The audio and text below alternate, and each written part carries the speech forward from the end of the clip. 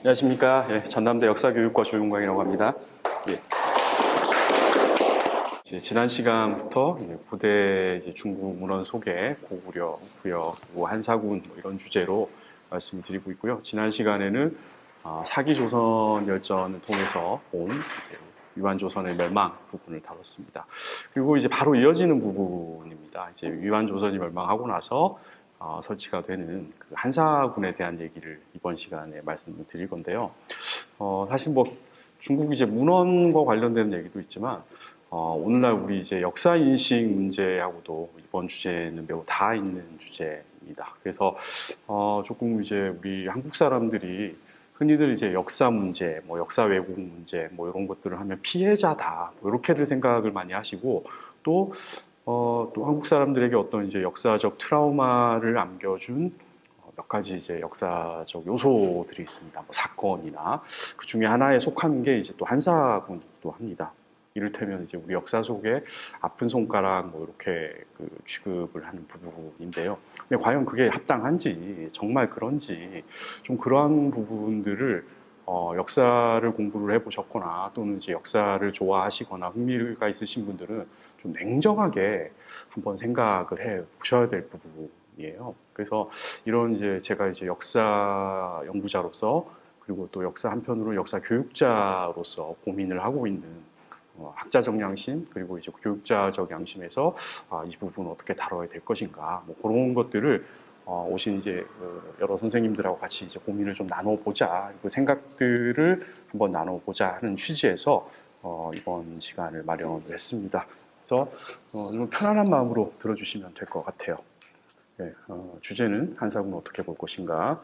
목차는 우선 이제 한사군이 어떻게 설치가 되고 그 배경이 무엇인가 하는 거, 그리고 낙랑사가 최근에 어떻게 연구가 되고 있는가, 그리고 실제로 그 낙랑군이 어떻게 변화하고 영향을 미쳤느냐, 뭐 요걸로 이제 나누어서 한번 보고자 합니다.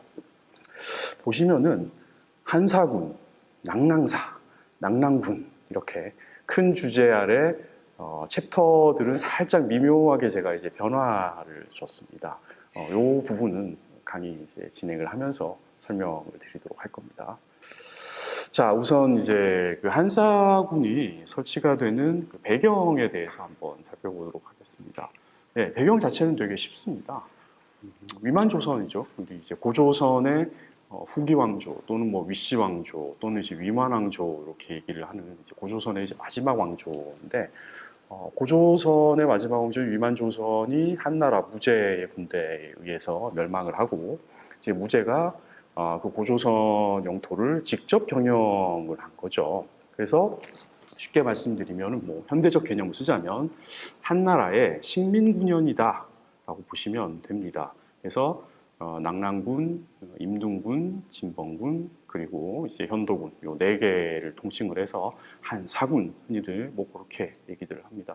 그래서 뭐 지난 시간에 다뤘던 얘기들을 조금 이제 한 번 더 이제 기억을 부르기 위해서 말씀을 드리면은 무제가 한나라 이제 전한의 전성기를 이끈 전한의 아주 이제 뛰어난 군주 중에 한 명이죠.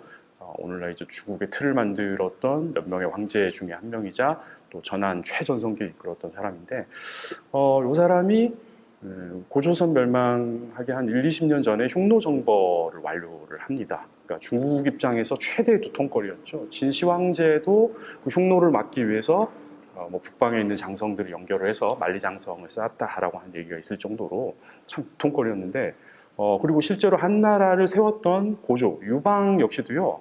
이 흉노와의 전투 과정에서 포로가 될 뻔한 적도 있습니다. 아주 굴욕적인 그 패배를 당하기도 했었고, 이제 그걸 겨우 이제 서력을 했단 말이죠. 그런데 뭐 그렇다고 해서 흉노가 한번 졌다고 해서 다 소멸이 되거나 그런 건 절대 아닙니다. 네, 그래서 앞으로도 또 이제 뭐 유목제국 흉노가 부활을 할 수도 있고, 또 그리고 뭐 실제로 지금도 망한 상태도 아니고 그런 상황에서 이 무제가 흉노로부터 이제 그 흉노의 부활이라든지 아니면 흉노의 재흥기를 예방하는 차원에서 흉노랑 가까운 존재를 먼저 이제 또 속아내자라는 차원에서 위만조선을 공략을 한 거죠. 그래서 위만조선을 흉노의 좌비, 그러니까 왼팔이다. 이렇게 이제 묘사를 해놨습니다. 그래서 지난 시간에 말씀드렸다시피 수륙 양군을 동원을 해요. 그래서 사실 그 어떻게 보면 이제 작정하고 때린 거죠.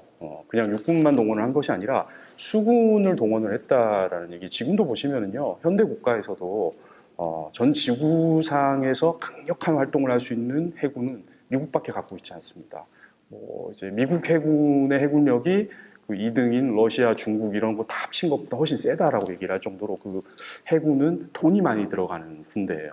근데 그 해군을 7천 명 이상을 동원을 했고 육군을 5만 명 이상 동원을 해서 정복에 나섰다라는 거는 아주 그 이제 유죄로서는 흉노의 다음 가는 숙적으로 이만조선을 여겼을 굉장히 크다라는 거죠. 근데 그렇게 일종의 이제 한 나라의 회심의 일격을 받았음에도 불구하고 거의 1년을 버텨요. 위만조선의 수도 왕검성이. 그걸 받았을 때 아마 이제 그 전래되기 시작한 연나라 계통의 이제 철기문화 그리고 통해서 이제 생산력이 확대가 되고 그리고 강력한 이제 철기 무기를 구비를 함으로써 상당히 이제 그 높은 수준의 이제 국력을 갖췄고 또 조직적인 방비 태세를 갖추고 있었다라는 걸 우리가 짐작을 할 수가 있습니다. 뭐 구체적인 얘기는 지난 시간에 같이 이제 말씀드렸던 사기 그리고 한서의 조선열전에 나오는 바입니다. 자, 그런데 우리가 이제 그 습관적으로 뭐 한사군 이렇게 얘기를 하는데요. 제가 이제 그 강의 모두에 명칭을 정확하게 말씀드렸죠. 낙랑, 진번, 임둔 그리고 현도다라고 이렇게 말씀드렸는데 그 한사군이 설치가 되는 최초의 기록인 사기조선열전 그리고 그 부분에 대해서 아주 이제 그 사마천이 주의 깊게 봤다고 말씀드렸잖아요. 그 사건 자체를. 그리고 실제로 사기조선열전의 절반 이상이 그 사건만 다루고 있습니다. 네, 그럼에도 불구하고요. 그때 설치가 됐다라고 하는 그 사군의 명칭이 다 등장을 하지 않아요. 네, 그냥 사군을 만들었다 요걸로 끝이에요. 네, 그래서 사실 그때가 이제 그 BC 108년인데 그 108년에 뭐 이제 사군이 만들어졌다 또는 3군이 설치가 되고 그 다음에 107년에 현도군이 추가로 설치가 됐다. 그리고 그 각각의 군들의 이름이 낙랑, 임둔, 진번, 현도다라고 하는 요 얘기는 한서 오행지 그리고 한서 지리지 그리고 후한서 동의전 예조를 다 같이 합쳐서 종합적으로 보고서 내린 결론이라는 거죠. 우리가 이제 그 사실관계로서 팩트로서 이렇게 얘기하는 부분은 결국은 이제 역사학자들의 사료 비판 과정을 통해서 복원을 해서 이렇게 이제 우리가 출연의 사실이다라고 생각을 하시면 되겠습니다. 그래서 먼저 이제 그 고조선이 멸망하는 그 시점에는 낙랑, 진번, 인둔 이 3군이 먼저 설치가 됩니다. 그리고 그 다음 해에 BC 107년에 현도군이 추가로 설치가 된다라는 거죠. 그래서 보통 이제 그 역사학자들, 뭐 고고학자들 같은 경우는 이 현도군은 사실 이제 그 고조선의 영역에서 좀 벗어나 있고 또 영향권 안에서도 좀 벗어나 있는 것 같아요. 그래서 지리적으로 보나 아니면 시차도 1년이라는 시차가 나왔던 걸 보면 이거는 고조선을 딱 견제를 하기 위해서 설치가 됐다라기보다는 고구려 세력 압록강 중류역에 있던 고구려 세력을 이제 견제하기 위해서 예맥의 중심지 지형에 이제 한 곳에 설치를 한 것이다. 그렇게 이제 추정을 하고 있습니다. 그 증거는요. 한서 지리지를 보시면 현도군조를 보시면은 그 치소가 군치 한마디로 수도라고 보시면 돼요. 그 수도가 고구려 현이라고 이렇게 얘기를 하고 있습니다. 그러니까 삼국사기에 따르면은 BC 37년에 고구려가 건국이 됐다라고 해요. 그런데 이 한서 지리지에서 다루고 있는 부분은 BC 107년입니다. 그때 이미 고구려라고 하는 명칭이 등장을 하고 있다라는 점. 이 부분은 다음 시간에 이제 뭐 고구려 얘기를 하면서도 한 번 더 말씀을 드릴 겁니다. 그 부분은 한번 인지를 하시고요. 자, 이제 그래서 이제 뭐 현도군 아예 무관하다 이렇게들 주장하는 논자들도 있어요. 근데 사실 만약에 정말 그랬다라고 한다면 정확한 이제 그 사가였던 사마천이 굳이 이 1년 뒤에 설치가 된 현도군을 앞에 이제 1년 앞에 설치가 되었던 3군과 묶어가지고 4군이라고 통칭을 할 리가 없었다라는 거죠. 그렇게 생각을 했을 때 아마 고구려 지역 역시도 고조선 이제 위만조선 세력과 일정 부분 정치적 관계를 맺고 있었고 비교적 외곽이긴 하지만 그래서 이 이제 현도군의 설치가 고조선의 멸망과 아예 상관이 없다라고 단정하기는 어렵다. 지금 이제 학계의 일반적 통설은 그렇다라고 말씀을 드리도록 하겠습니다. 그래서 이 사료들을 잠깐 이제 살펴보면은요, 이제 현도군이 무제의 이제 원봉 4년에 열렸다라고 합니다. 원봉 4년이니까 BC 107년이 돼요. 그리고 이제 낙랑군은 무제의 원봉 3년이라고 합니다. 그러니까 이제 기원전식이니까 하나씩 더 올라가는 거죠. 숫자는 더 커지죠. 108년, 그러니까 1년 전에 설치가 됐다라고 이제 한서지리지 이제 현도군 그리고 낙랑군조에 이렇게 설명이 되어 있어요. 그리고 오행지 내용을 보면요, 이제 원봉 6년 이제 그 가을에 그러니까 이제 황충 때들 메뚜기 때죠. 황해가 들었다라고 얘기를 하면서 그 앞에 그 앞선 어느 시기에 양장군 2명의 장군, 누선 장군 양복하고 좌장군 순채, 조선 정벌군 이제 사령관들 얘기를 하는 겁니다. 조선을 정벌을 했고 개 3군이라고 나오고 있죠. 그러니까 조선을 정벌을 했을 때는 3군을 열었다라고 보는 거죠. 그 당시 바로 그 타이밍에는 고조선을 멸망시켰던 그 타이밍에는 딱 3군을 만들었던 거고 그 다음 해에 또 모종의 이유로 이거 사건과 연관이 돼서 현도군이 설치가 된 겁니다. 그리고 그보다 이제 좀 뒤에 그 사건 일련의 사건을 다 정리를 했던 사마천의 입장에서 봤을 때는 그 일련의 사건들이 다 연계가 되어 있다. 그래서 4군을 열었다라고 이렇게 표현을 하고 있는 거죠. 그리고 보시면 이제 그 후한서 동의전 이제 동해조 예조는 이제 동해조를 얘기를 합니다. 역시나 원봉 3년을 보면은 BC 108년인데요. 조선을 멸하고 그 조선의 땅을 낙랑, 임둔, 현도, 진번 4군으로 했다. 그래서 정확히 그 4군의 타이틀이 등장을 하기 시작을 하는 거는 이건 이제 후한서 단계라고 보시면 되겠습니다. 그래서 이제 뭐 소재의 시원 5년 82년도에 BC 82년입니다. 임둔과 진번을 없애서 낙랑과 현도에 붙였다라는 거죠. 그래서 또 이제 현도군은 다시 또 고구려로 이동을 하였다. 이렇게 얘기들 나오고 있습니다. 그래서 고조선과 핵심적인 그 관계를 맺고 있었던 그리고 또 이제 그 외곽에 복속된 지역들은 3군, 낙랑, 임둔, 그 진번 3군으로 편성이 되고요. 그리고 현도군은 고구려를 주로 이제 다루고 있다, 대상으로 하였다라는 게 다시 한번 사료를 통해서 우리가 확인을 할 수가 있습니다. 그래서 이 낙랑군에서 이제 한사군에서 말이죠. 임둔과 진번이 이제 폐지가 된다거나 또는 그 현도군이 어떻게 이동을 한다라는 이런 부분에서 우리가 다 얘기들을 하는데 구체적으로 한서 지리지에는요. 임둔과 진번이 폐지가 되는 그 부분이 나오지가 않아요. 후한서에는 나오는 내용이 대신 이제 뭔 내용이 나오냐면요. 동부도위와 남부도위가 설치가 됐다.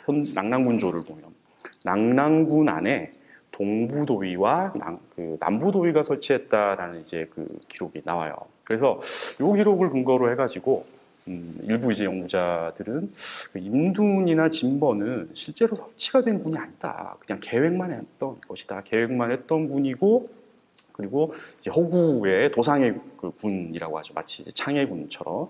그래서 아마 이제 이제 구조선의 이제 영향이나 또 이제 그 아래 이제 그 영향권 아래 존재했던 그런 지역을 근거로 설치를 했다가 짧은 시간 안에 설치를 한 것인데 통설은 그런데 이 이제 그 한서 지리지 내용만을 봤을 때는 그 통설도 옳지가 않다. 도상의 계획에 불과하다라고 하는 견해도 제기되기도 했습니다. 그래서 이게 이제 어찌됐든 간에 만들어진 지 한 20여 년 만에 진번과 임둔이 폐지가 되었던 간에 아니면 아예 설치 계획만 있었다가 남부도위, 동부도위만 이제 일종의 출장소죠. 설치되는 곳으로 끝이 났건 간에 핵심, 메인은 낙랑군이다라고 하는 거예요. 이 부분입니다. 그래서 우리가 이제 흔히들 한국사의 입장에서 한사군을 조망을 할 때는 한사군사라고 부르지 않습니다. 낙랑사라고 얘기를 하고 있어요. 예, 그래서 그 이유가 이 낙랑군이 핵심이기 때문에 실질적으로 우리가 한사군 이렇게 얘기를 하지만 우리가 그 고조선을 멸망을 시키고 나서 그 이후에 고조선의 부토에 세워진 중국 분열은 낙랑군을 의미를 한다라고 보시면 되겠습니다. 그래서 이 부분을 조금 한 번 더 이제 유념을 해주시면 이제 앞으로 내용들을 이해를 하시는데 좀 더 편하실 겁니다. 예, 그래서 이게 이제 그 초기에 이제 한사군 지도를 보시면요.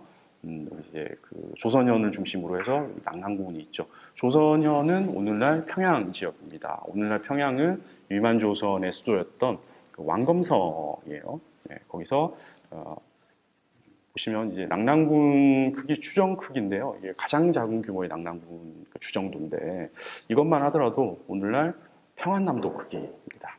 네, 보시면 그래서 평남군청 소재지가 과거 평남군청 소재지가 그 평양에 있었죠. 마찬가지로 낙랑군의 수연, 그때 이제 군치 또는 수연이라고 표현을 합니다. 또 조선현이었고요. 그리고 임둔 동해 쪽에 있었던 이제 임둔군 그리고 이제 황해도 지역에 있었던 이제 이 진번군.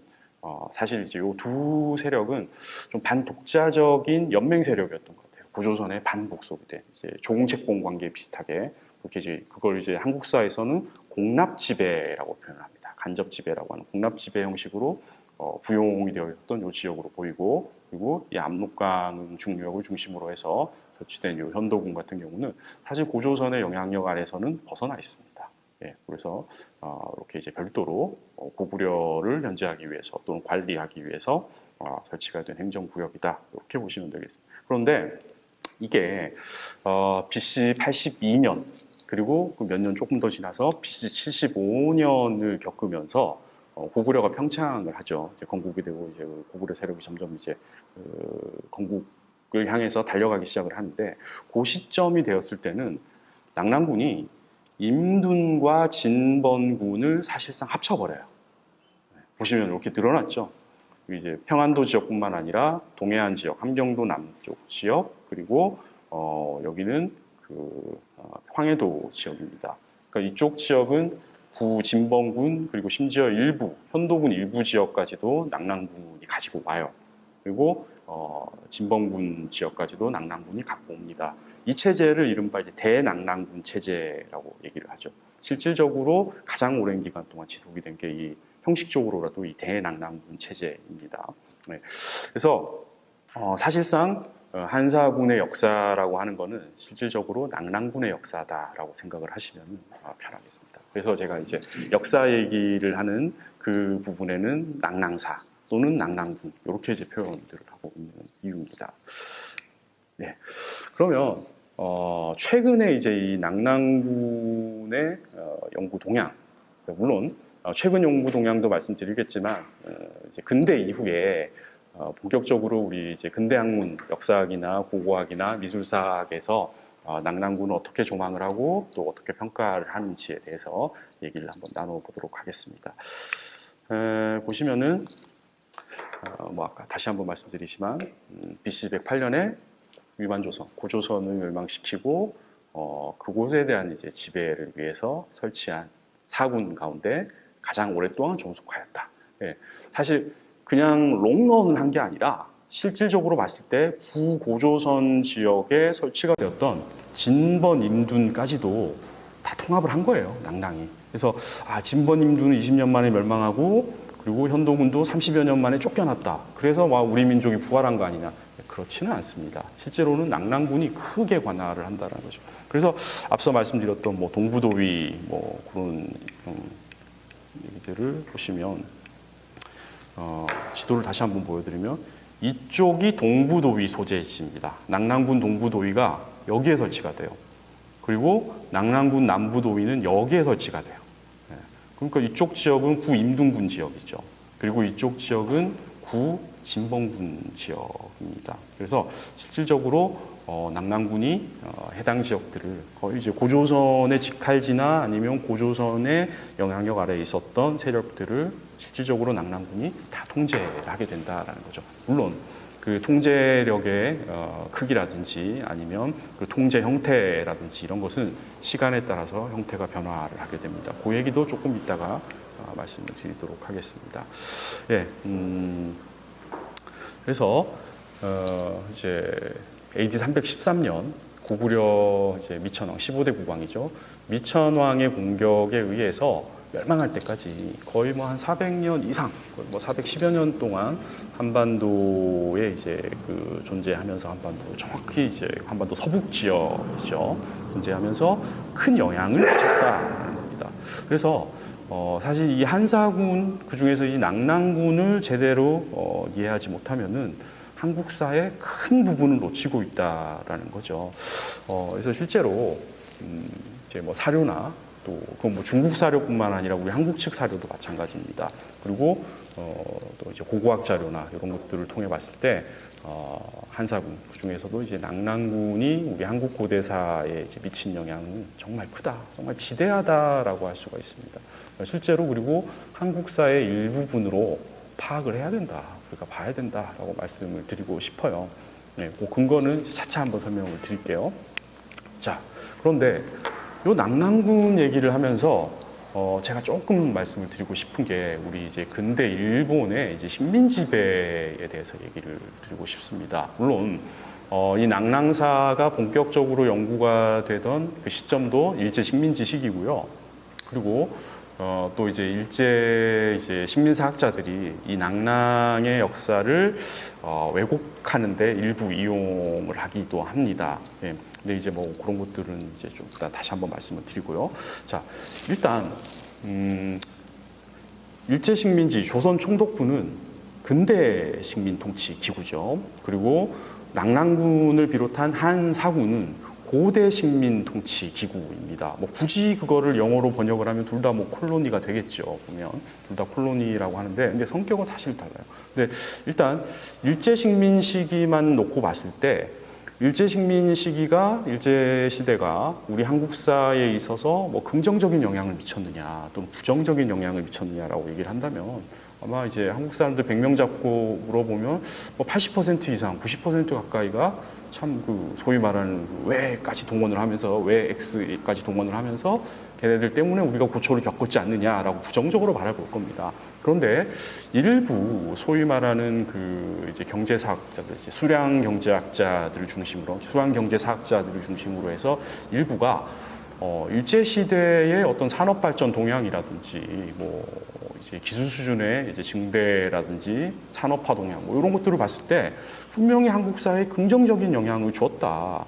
발전적 측면에 우리가 주목을 해야 된다라고 해서 긍정적으로 평가를 하는 그런 분들이 있으셨죠. 이모 선생님들을 비롯해서 이런 분들인데, 그래서 이제 그거는 이제 수치화해서 이제 보여주는 부분이긴 합니다만, 그거를 넘어서서 인문학적으로 이제 어떤 이제 역사라는 게요, 어떤 보여주는 게 전부가 아니지 않습니까? 통계만으로도, 그죠? 그래서 그걸로 이제 그 시대를 통해서 붕괴해버린 이제 민족적 자존심이라든지, 그리고 실제로 그 당시에 받았던 타 민족으로부터 우리가 당해야 했던 여러 가지 수모라든지 고초라든지 어떤 피해, 뭐 이런 것들은 깡그리 무시하고 데이터값 하나만 가지고 있어 얘기를 하는데, 근데 어쨌든 그 일제 식민지를 시기를 놓고서 긍정론과 부정론이 공존을 하고 있죠. 물론 대부분이 부정론입니다. 일부 소수의 이제 긍정론자들이 이른바 이제 뉴라이트라고 얘기를 하는데, 역사는 사실 그렇게 보는 건 아니죠. 예. 그래서 사실 뭐 이제 그런 식으로 이제 무조건적인 이제 뭐 부정이 옳다라는 것은 아니지만, 적어도 오늘날 현대를 살고 있는 우리 한국인에게 있어서 근대 식민지인 조선 총독부 일제 시대는 그 역사에 있어서 매우 부정적인 영향을 끼쳤음은 자명한 사실입니다. 자, 그렇기 때문에 한사군도 과연 그렇게 봐야 하느냐? 라는 의문이 생기는 겁니다. 일단 첫 번째 의문이죠. 그래서 한사군도 문제가 있다. 근대 식민지가 문제가 있었으니까 고대 식민지도 문제 있는 거 아니냐. 이렇게 이제 보는 입장이 있는 거죠. 사실 그게 옳은 건지에 대해서는 냉정하게 한번 생각을 해보셔야 돼요. 제가 이제 지도 하나를 보여드리겠습니다. 이제 먼저 이제 얘기를 하고요. 이제 한국사 교과서 얘기를 한번 해볼게요. 교과서 이제 여러분들 보셨는지 한번 말씀드리고요. 자, 요게요. 지금 이제 서양사에서 다루는 지도 중에 하나인데요. 보시면 이제 그리스 이제 고전고대의 시기에 해당이 됩니다. 그리스 로마 시기 이제 아직까지 로마가 성장을 하지 않은 시기고요. 그리스가 발전을 해나가던 고전 그리스가 발전을 해나가는 그 시기입니다. 미케네 문명 이후인데요. 보시면은 그리스 본국 얘기를 하고 있고 그리스 식민지 얘기들을 쫙 하고 있죠. 이탈리아나 흑해 연안까지도 쫙 가 있습니다. 예, 심지어 유명한 이제 프랑스 남부의 휴양지인 마르세유라든지 니스라든지 이것도 다 그리스 시대에 개척된 도시들이에요. 예. 요 때의 식민지라는 개념, 사실 근대에 영국이 인도를 식민지화했다든지 아니면 뭐 프랑스가 중앙아프리카 이런 나라들을 식민지화했다라는 거 개념이 같을까요? 다를까요? 다릅니다. 예. 당연히 다르겠죠. 그리고 이제 근대에 이제 그 식민지를 극복을 하고 독립을 하고 나서 인도가 식민지에 대한 이제 일종의 배습이나 이런 걸 청산을 하려고자 또 생각도 많이 하고 있고 노력도 하고 있습니다. 그런 개념하고는 다르다라는 거죠. 이 고대 식민지에 대해서 이탈리아가 부끄럽다. 우리가 고대 그리스의 식민지였다라는 게 무척이나 부끄럽다라고 그렇게 서술을 할까요? 그리고 이제 흑해 연안의 여러 도시들이 과거에 우리가 그리스 식민지였다는 사실이 너무 부끄럽다. 그래서 우리는 이 사실을 숨겨야 된다라고 그렇게 얘기들 할까요? 아닙니다. 오히려 이쪽 지역에서 고급 문명이 이식이 되었다. 우리 지역으로. 그로 말미암아서 여러 역사적 자극을 받았다라고 얘기합니다. 심지어 이탈리아 같은 경우는요. 이탈리아라는 그 명칭조차도요. 비탈리아라고 해서 고대 그리스어에서 비옥한 땅이라는 의미가 있거든요. 거기에서 나오는 이름조차도 거기서 나왔다라는 거죠. 그런 걸 누구도 부끄럽게 여기지 않습니다.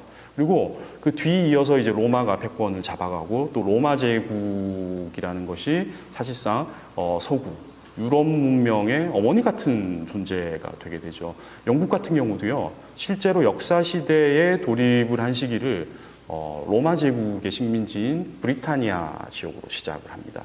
프랑스 같은 경우도요, 갈리아 총독부, 이제 갈리아 지역을 역사의 시작으로 보통 그렇게를 잡고 있어요. 스페인 같은 경우도 이제 히스패니아 그 총독부를 그렇게 시작을 한다라는 거죠. 그래서 보통 소위 말하는 국민국가, 민족국가라는 개념이 서구에서 나온 것임에도 불구하고 서구의 역사책에서 실질적으로 고대사의 시작 시점, 역사 시대로 돌입하는 시점들은 그리스 로마, 그 중에서도 이제 로마 제국으로 잡는 경우가 굉장히 많습니다. 예, 물론 지금은 이제 현대에서는 또 뼈들은 그 이전에 선사 문화에 가까운 켈트 문화라든지 이런 것도 얘기를 하기도 합니다만 지금 와서는 그래서 정신적으로는 어쨌든 로마 거기서 더 나가서 그리스를 문명과 이제 역사의 시작으로 잡는 경우가 굉장히 많다라는 거죠.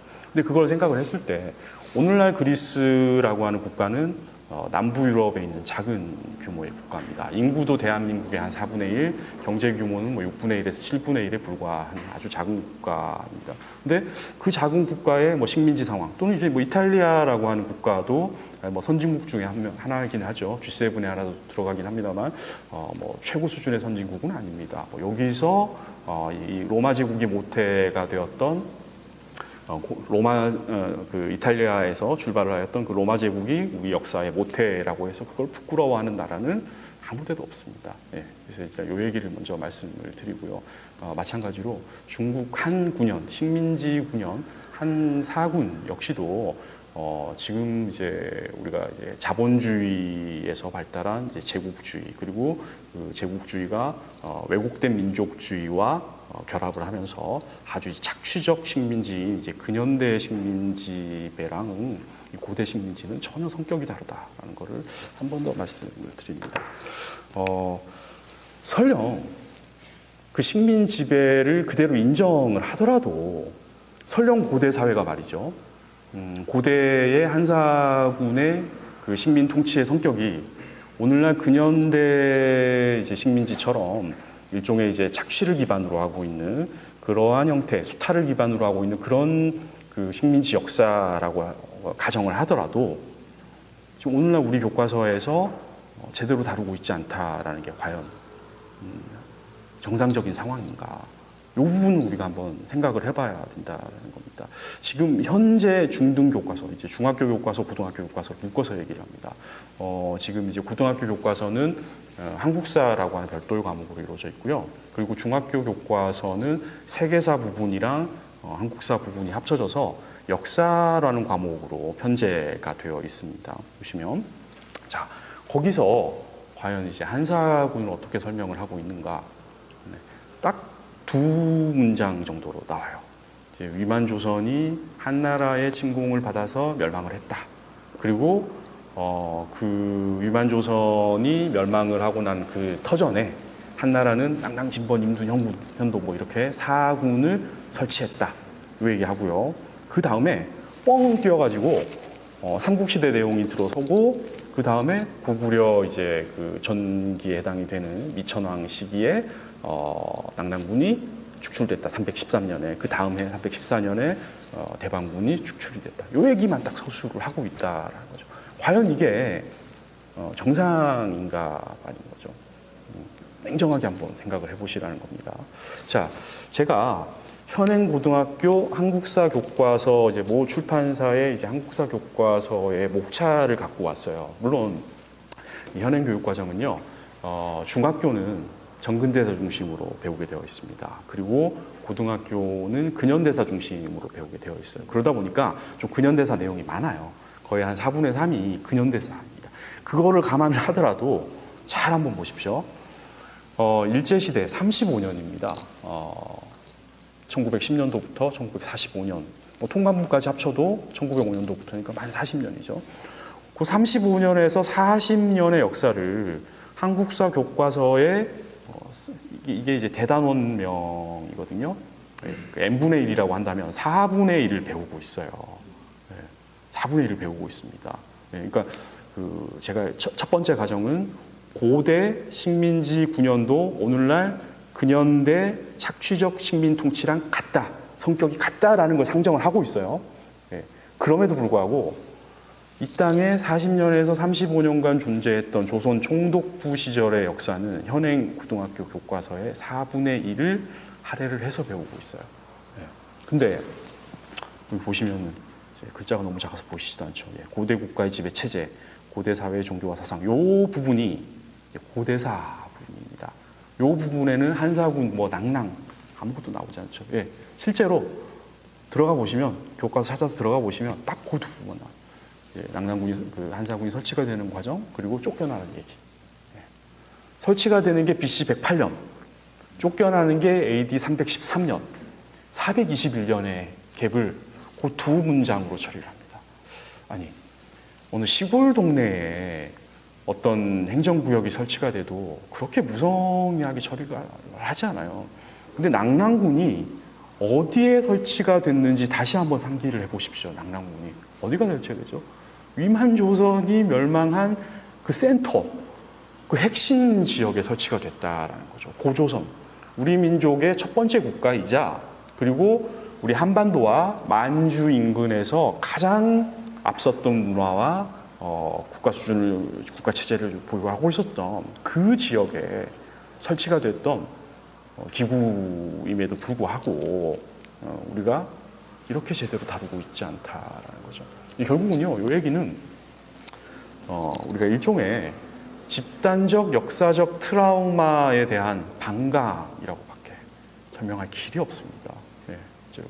그래서 뭐 제가 뭐 여담입니다만은 이제 그 이번에 또 그 역사 교육 과정이 바뀌었죠. 뭐 저희가 의도했던 바는 아닙니다만 이제 저도 이제 그 개편위원으로 참여를 하면서 어떻게든 이 낙랑군과 관련되는 거, 이제 한사군과 관련되는 서술을 좀 이제 확대를 하도록 시도를 해보려고 했습니다만 잘 얘기를 못 꺼내겠더라고요. 민족 감정 때문에 이른바 이제 묘황혈령이죠. 분명히 중요하다라는 걸 인지를 하고 있지만 역사 선생님들이나 역사 교수님, 뭐 역사학자들이 자, 낙랑군도 이제는 객관적으로 우리 역사의 일부로 조망을 해야 된다라고 얘기를 해버리면 뭐 호사가들이 말만 드러내기 좋아하시는 분들이 과연 그 발언의 진짜 의도를 왜곡하지 않고 그대로 이제 받아들여 주겠냐 이거죠, 솔직히. 그러한 일종의 그 공포의식, 그리고 그러한 공포는 결국은 우리가 근대 식민 지배를 통해서 얻었던 그 민족 전체 이제 그 상처로 인해서 사실 이제 극복을 할 수 없는 부분입니다. 근데 이게요, 사실 간단한 문제가 아닙니다.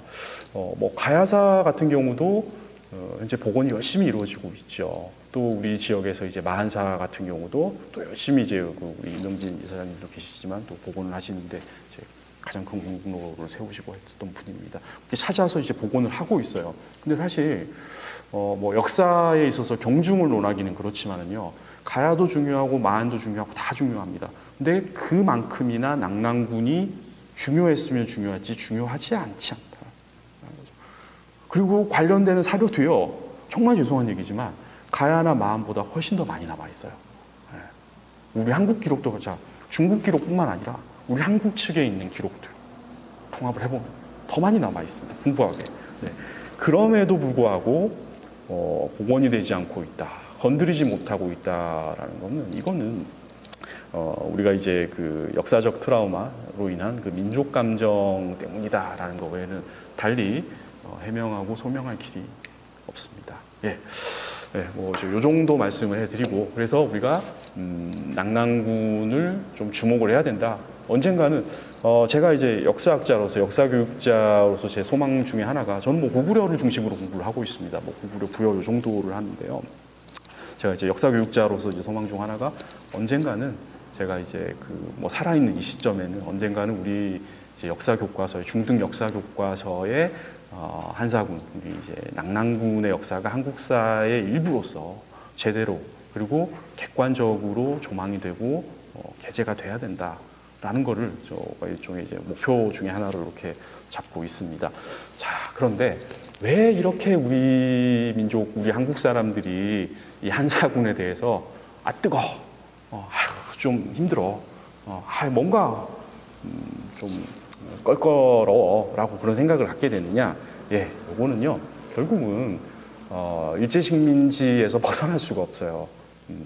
일제 이제 식민지 시기에 그 식민사학자들, 그리고 오늘날 중국의 동북공정을 필두로 한 중국의 역사 연구자들이 이 낙랑군을 정말 이제 오늘날 그 근대의 일제 식민지와 같은 그런 이제 착취적, 그리고 통제적 식민 통치 지배기구로만 상정을 하고 있어요.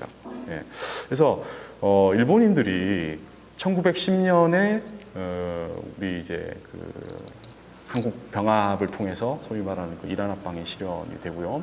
1905년도에 이제 의사늑약을 통해서 우리의 이제 주권을 박탈을 하고요.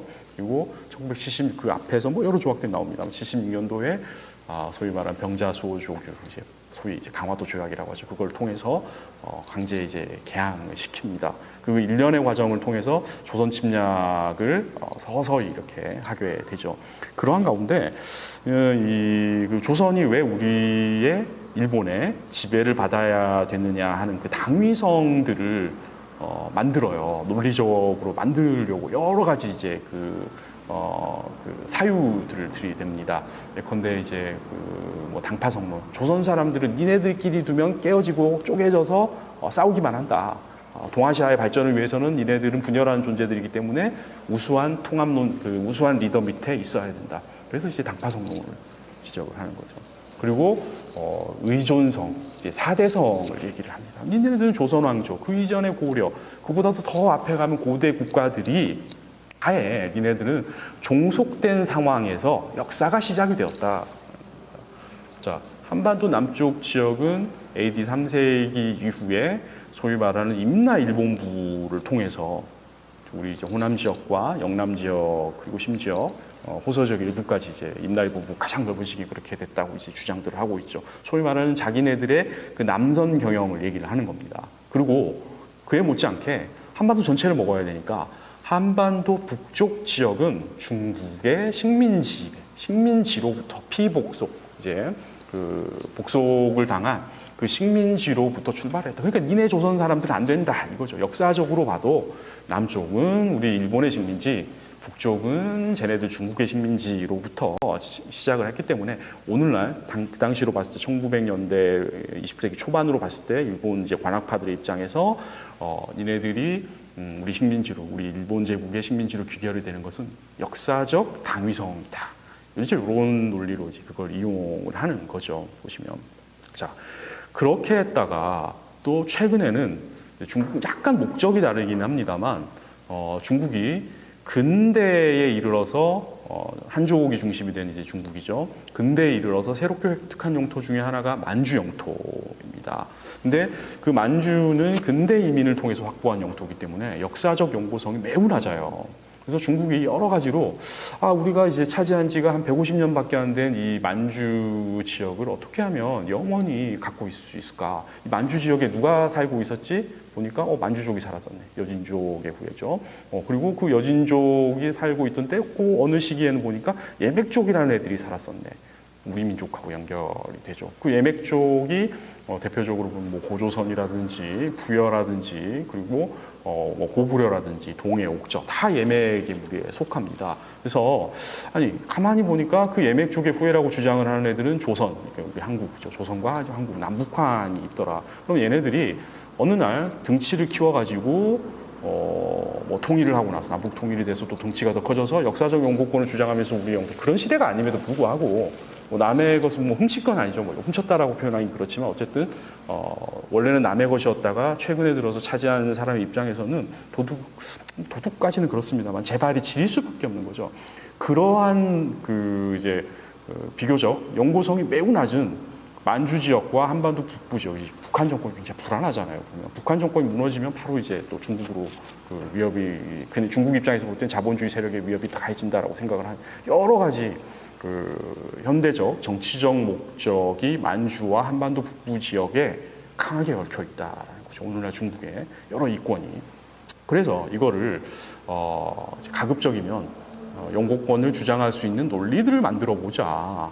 그 중에 이제 눈에 띄는 게 고조선이라고 하는 한국 역사에서 고조선이죠. 근데 고조선 역사에서 이렇게 보니까 지네들 당군 얘기하는데 그 당군보다 조금 떨어지는 시기에 기자가 있어요.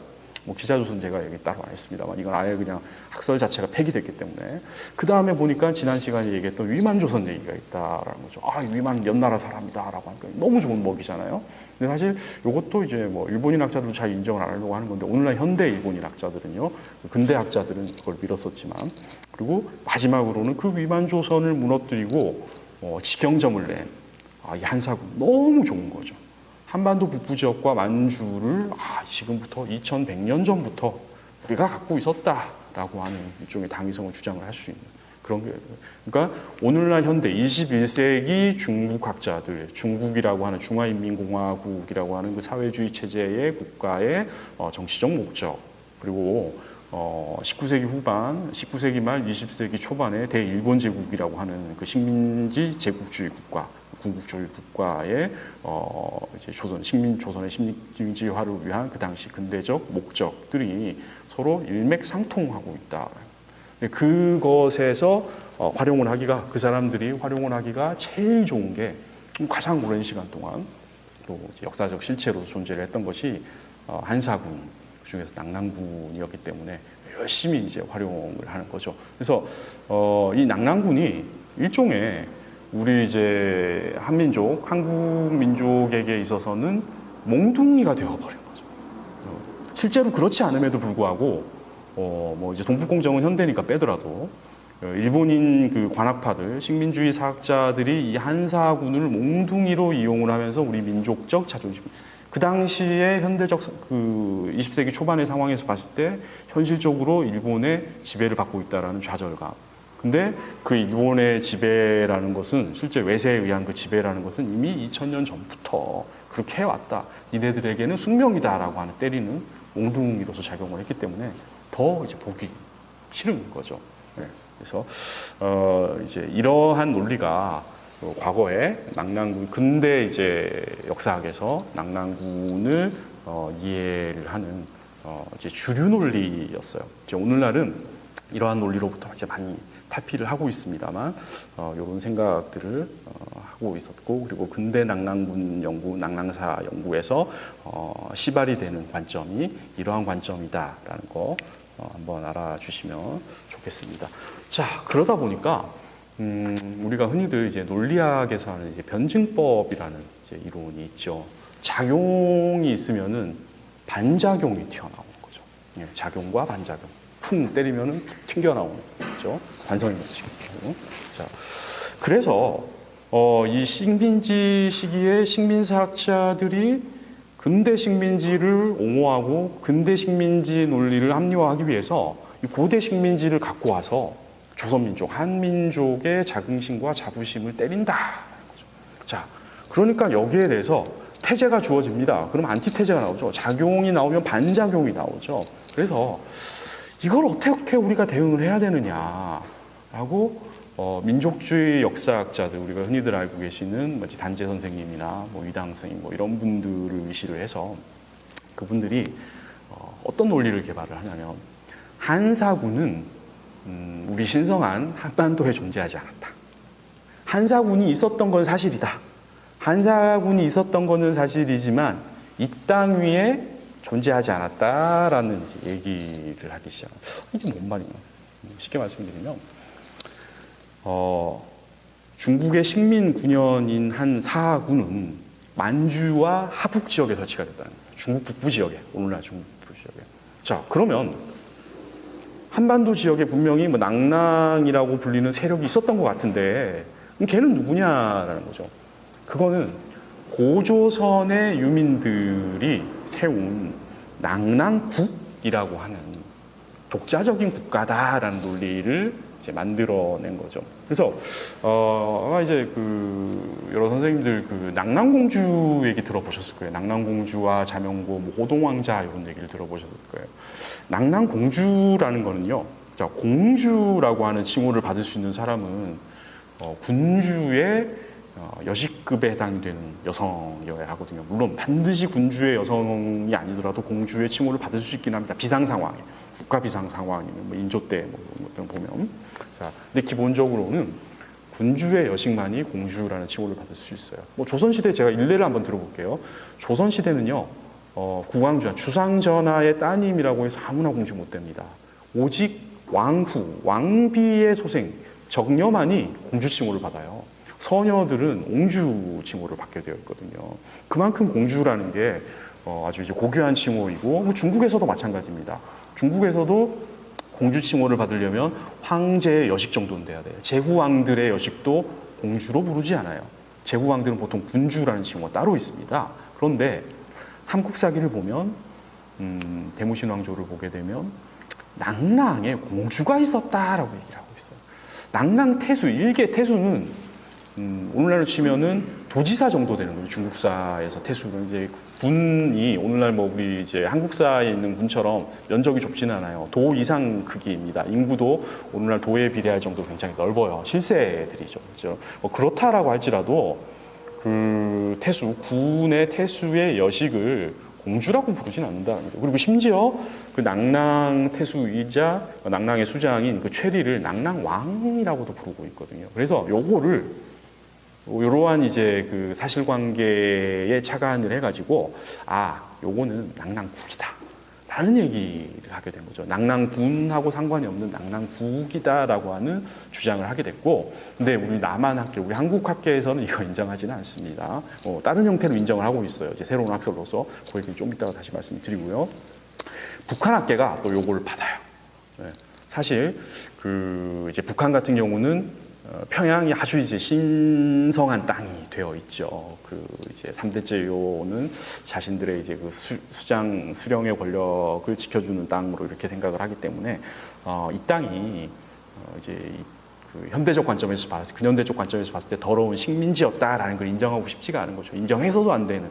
그러니까 학문적이지 않고 지극히 이제 정치적 목적인 것이죠.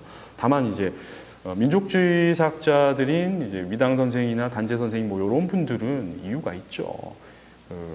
이제 일제 관학파들, 일제 식민주의자들이 이 낙랑군을 가지고서 몽둥이로 쓰니까 오히려 우리가 뺏어서 우리의 몽둥이로 걔네들 때리고자 했던 그런 목적으로서 사실 학술적으로는 옳지 않습니다만 민족사적 관점에서 봤을 때 그분들의 그러한 형태의 학문적 연구는 나름대로는 의미가 있다라는 겁니다. 근데 그거를 학술적인 어떤 이제 진실이다라고 그대로 받아들이는 건 굉장히 위험한 거고요. 그것에 대해서 검증을 하고 왜 시대적으로 그렇게 얘기가 나올 수밖에 없었냐. 그러면 오늘날에 우리가 학술적으로 봤을 때 어떻게 다시 한번 해석을 해야 될 건가 하는 거는 현대 역사학자들의 의무이기도 합니다. 예. 그래서 요 얘기가 왜 조금 힘드냐면 이제 너무 사실 그 중국계 낭랑, 중국계 한사군, 중국계 군현 세력이 한반도 북부 지역에 존재를 했다라는 걸 너무너무 많이 있어요. 심지어 낭랑 시대의 이제 토성, 낭랑군의 군치에 해당이 되는 그 낭랑 토성은 대동강 남쪽에 위치하고 있습니다. 그러니까 대동강을 해자로 삼았다는 얘기예요. 북쪽에서 내려오는 애들이 겁이 났다라는 거죠. 보면 예맥계, 고구려 뭐 이런 애들이 남하하는 거를 굉장히 부담스럽게 생각을 했다는. 고조선의 왕검은 북쪽에 있었던 걸로 추정을 하거든요. 이미 예맥 세력을 통제를 하고 있었기 때문에 고조선은 그게 별로 두렵지 않다는 거예요. 위만조선은. 그런데 낭랑군은 그걸 두려워해서 대동강 방어선 아래에다가 군치를 둬요. 그뿐만 아니라 아주 이제 그 고급 한문을 쓴 명문전이라는 벽돌이죠. 보면 우리 한국 문화는요 벽돌 만드는 문화가 아니에요.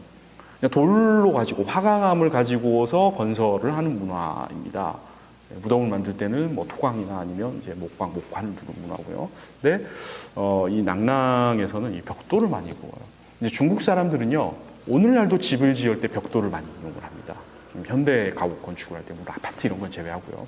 하는데 그거 관련되는 이제 그 명문전이라든지 그리고 그 한사군이 존재했던 직접적인 그 관용 인이죠, 관인, 도장이라든지 그리고 뭐 이제 복리, 그 관인이 이제 봉인을 하는데 그 공문서를 관인을 찍어서 봉인을 하는데 썼던 그 도구를 이제 그 복리라고 하는데요. 예, 뭐 그런 것들이 나오고 있는 것을 봤을 때는 중국 군현이 대동강을 중심으로 한 그 한반도 서북 지역에 존재했던 것은 움직일 수 없는 역사적 사실이다라고. 이제 요게 이제 다시 한번 지도로 말씀을 드리면 이게 통설적 입장에서 한사군의 위치입니다. 그런데 이제 북한 학자들이나 아니면 일부 이제 민족주의 역사학자들 같은 경우 이제 같은 민족주의 계열의 역사학자라도 이제 뭐 청관훈 선생님이나 이런 분들은 이렇게 보지는 않아요. 이제 일제 시대에 활약을 하셨던 뭐 단재나 이런 분들이 이제 여기서 만주 지역에 뭐 낭랑군이 있었다 이렇게 이제 주장을 하는 거죠. 그렇지만 여러 이제 그 사료라든지 고고학 자료로 봤을 때는 아주 그 입증되기 힘든 근거가 미약한 주장이다. 그런 정도 말씀을 드리도록 하겠습니다. 이게 이제 그 낭랑대방 지역에서 나온 명문전들입니다. 우리나라에서 벽돌 이렇게 구워가지고 쓰지 않습니다. 예, 이런 적들은 물론 중국식으로 모방을 해서 나올 수는 있어요. 어느 지역에서만 낭랑대방 지역에서만 한반도 서북부 지역에서 등장을 합니다. 이게 이제 복리입니다. 한대 복리인데요. 이게 활용을 이렇게 하는 거예요. 이 당시에 이제 후한 초기에 그 종이가 개발이 되긴 합니다만 뭐 질도 그렇고 가격도 그렇고 비싸기 때문에 함부로 쓸 수가 없어요. 그래서 일반적으로 공문서는 이렇게 그 중국에서 간독이라고 표현을 합니다. 그 대나무 조각을 쓰면 뭐 죽간, 그리고 이제 일반 나무, 한국에서는 주로 이제 일반 나무를 많이 쓰죠. 그래서 이제 목간이라고 보통 표현을 하는데 중국에서는 간독이라고 하는데요. 여기다가 공문서를 작성을 하고 그리고 둘둘 말아서 이제 접는 거죠. 운반자가 함부로 보면 안 되기 때문에. 그래서 뭐 그 수송 인력이 비밀 문서들을 함부로 받다가는 이제 국가기밀이 될 수도 있으니까 그 못 보게 하기 위해서 딱 그 문서에 이제 수발자를 해서 수신처에서만 쓸 수 있도록. 그럼 수신처까지 이 기밀이 유지가 되게 하려면은 결국은 요 진흙으로 만든 봉인 그 용구를 붙였다라는 거죠. 이 진흙이기 때문에 요거 이제 안에 뭐가 들었지라고 이렇게 펼쳐보는 순간, 몰래 펼쳐보는 순간, 그죠? 아, 이미 비밀이 샜구나. 이게 이제 탄로 나는 거죠. 그 용도가 바로 이제 그 복리입니다. 이게 많이 출토가 됐어요.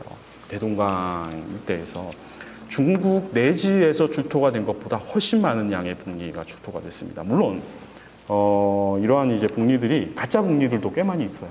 예, 진짜 그 여러 가지 목적으로 역사를 왜곡하기 위한 목적도 있고, 그리고 또 이제 복리가 이제 2000년 전 유물이니까 2000년까지 안 될 수도 있지만 한 1700년 전, 1900년 전 유물이다 보니까 뭐 이런 것들을 가지고서 장사를 하려든지 뭐 이런 목적으로 위조를 하는 것도 있지만 진품도 많다라는 거.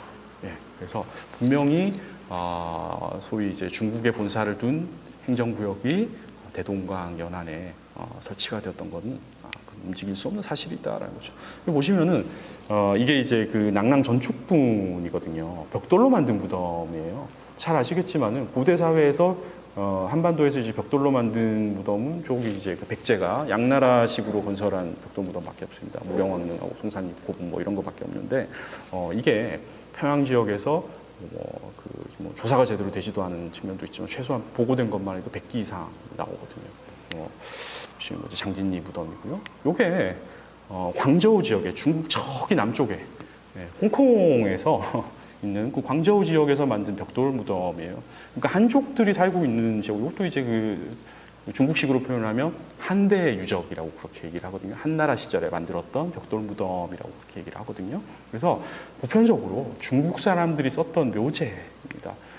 가장 이제 그 보수적인 게 흔히들 의식주 문화 중에서 가장 이제 개방적인 게 의문화이고, 그리고 가장 보수적인 게 식문화, 그보다 더 보수적인 게 이제 상장문화라고 합니다. 무덤이 가장 보수적이라고 흔히들 얘기를 하죠. 근데 그 무덤이 적용이 됐다라는 거는 적지 않은 수의 이러한 묘제를 갖고 있던 사람들이, 이 중국 한족들의 전형적인 묘제를 갖고 있던 사람들이 평양 지역으로 이주를 해왔다라는 거 외에는 답이 나오지 않습니다. 그래서 유물들이 다 얘기를 해주고 있죠.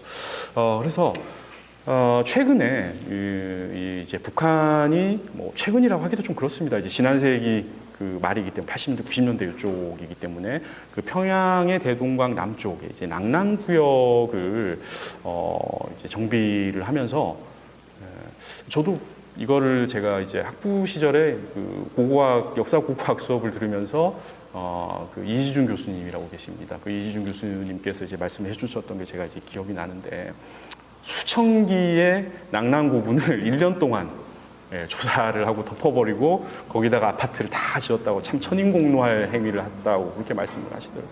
그 당시 이제 아주 이제 그 피라미 이제 햇병아리 역사학도로서 들으면서 뭔 내용인지 자세히는 몰랐지만 뭔가 잔인한 행위를 했구나. 그리고 제가 이제 본격적으로 역사 연구자의 길을 가면서 요 내용을 다시 볼 때마다 이거는 정말 참 천고 만고의 죄를 저질렀구나, 북한 정권이.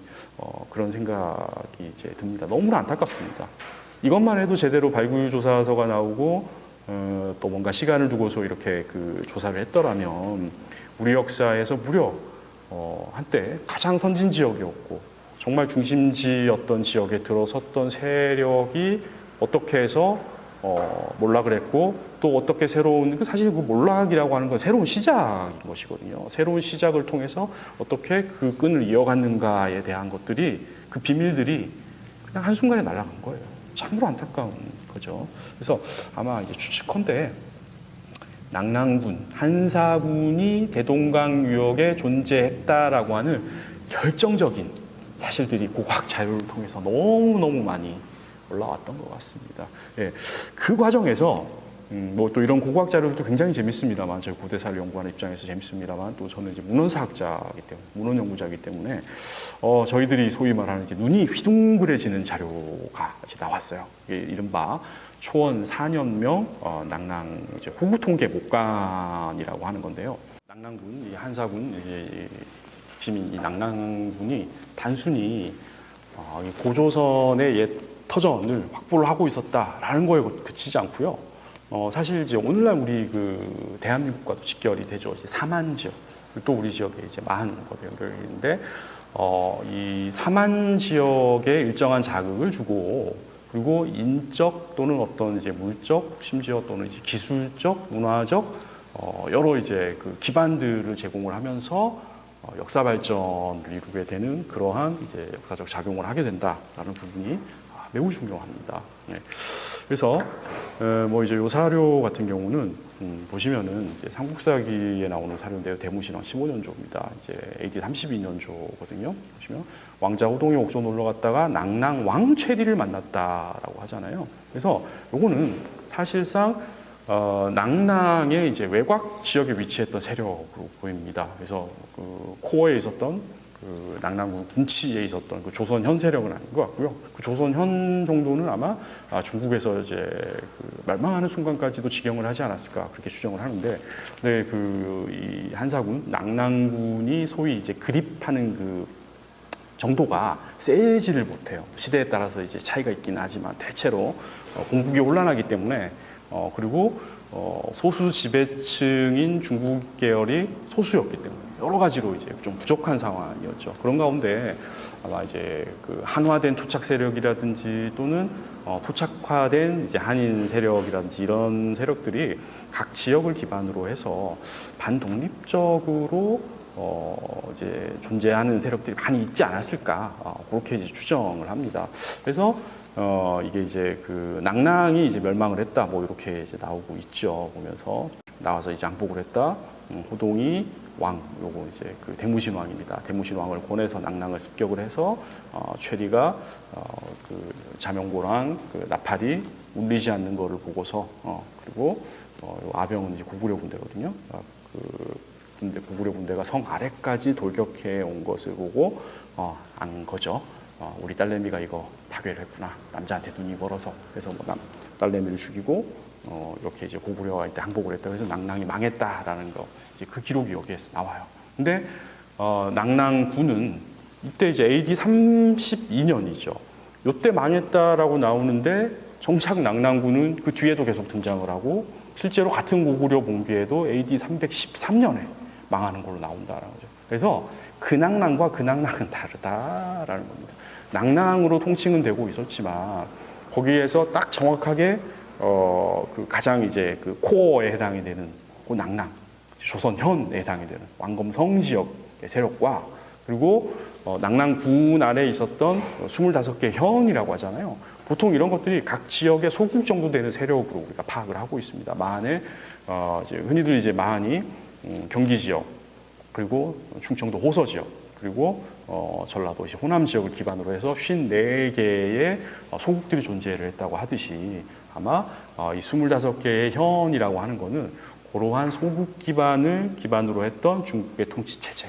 그래서 중국의 힘이 강할 때는 그 현에 직접적인 지배자가 파견이 됐다가 힘이 약해지면은 그 토착 세력의 수장을 뭐 현우로 임명을 한다든지 뭐 이런 식으로 해서 명분상의 통제를 가하고 그랬던 거죠. 물론 중요한 포인트들에는 최대한 직접 지배를 하려고 노력을 했을 겁니다. 아마 그것이 평양 지역인 조선현이 아닐까 그렇게 생각을 합니다.